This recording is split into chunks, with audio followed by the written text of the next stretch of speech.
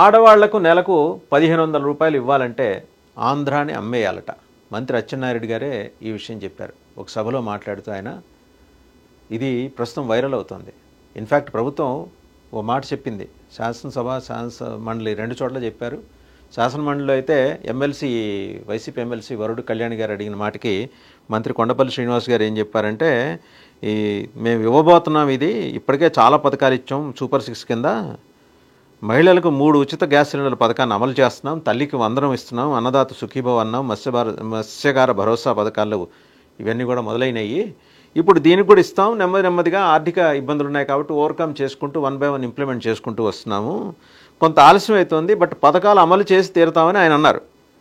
ఆడబిడ్డ నిధి పథకం కింద రాష్ట్ర వ్యాప్తంగా 18 ఏళ్ల నుంచి 60 ఏళ్ల వరకు ఉన్న మహిళలకు కుటుంబంలో ఎంతమంది సభ్యులున్నా సరే ప్రతి నెల 1500 రూపాయలు ఇస్తామని ఎన్నికల సమయంలో హామీ ఇచ్చారు.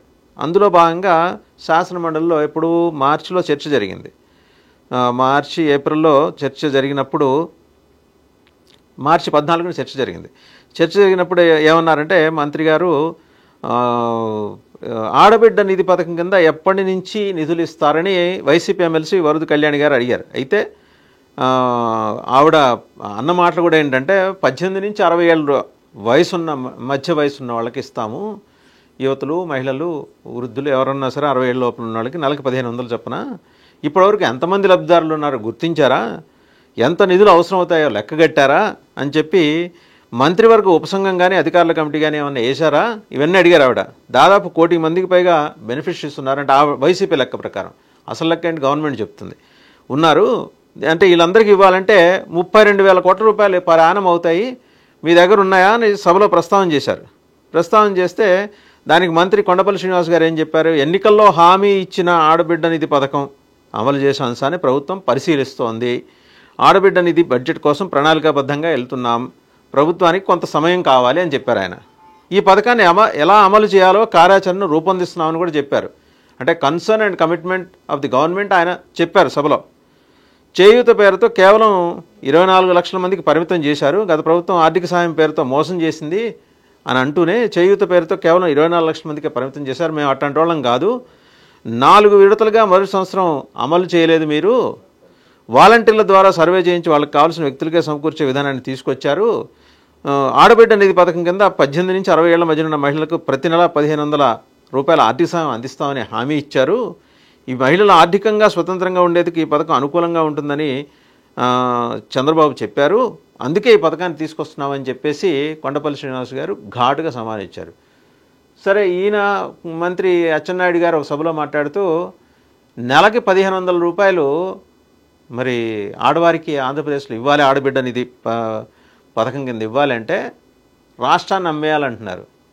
మరి క్యాజువల్గా అన్నారా, లైటర్ వీన్లో అన్నారా, లేకపోతే లేదు ఇంత భారం పడుతుంది మా మీద, మేము చాలా కసరత్తు చేస్తున్నాం, ఎలాగోలాగా ఫండ్స్ సమకూర్చుకొని మేము ఇద్దాం అనుకుంటున్నాం అనే యాంగిల్లో అనబోయి అలా అన్నారా ఏమో, కానీ అది మాత్రం సోషల్ మీడియాలో తెగ వైరల్ అయిపోతుంది. అన్ని చేసాం, ఒక్కటే మిగిలిపోతుంది, ఆడవాళ్ళకి నెలకి 1500. అది చెయ్యాలంటే ఆంధ్రాని అమ్మాలి, ఇంకా ఆలోచన చేస్తుంది, అంత డబ్బు అవసరం ఉంది, ఏమి చేయాలి, ఎలాగా పథకం అమలు చేయాలి ఆలోచన చేసి చంద్రబాబు నాయుడు గారు ముందుకెళ్తున్నారు. అన్ని చేసాం, ఒక్కటే మిగిలిపోతుంది, ఆడవాళ్ళకి నెలకి 1500.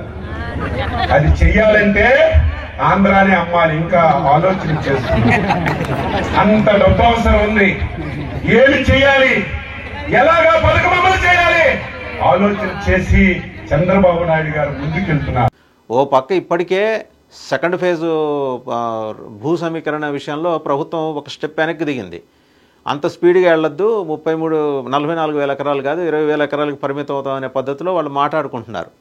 తోటి పక్షాలతో అన్నిటి కూడా సంప్రదించి ఏకపక్షంగా కాకుండా ఇప్పుడు క్యాబినెట్ నిర్ణయమైనా సరే ఆ రోజు వచ్చి ప్రకటించేస్తే క్యాబినెట్ నిర్ణయం ఎట్లా అవుతుంది, మిగిలిన వాళ్ళతో మాట్లాడాలి కానీ మిగిలిన పార్టీలు భాగస్వామ్య పక్షులు అంటే బీజేపీ అడిగిందో లేదో తెలియదు కానీ జనసేన అయితే అడిగింది.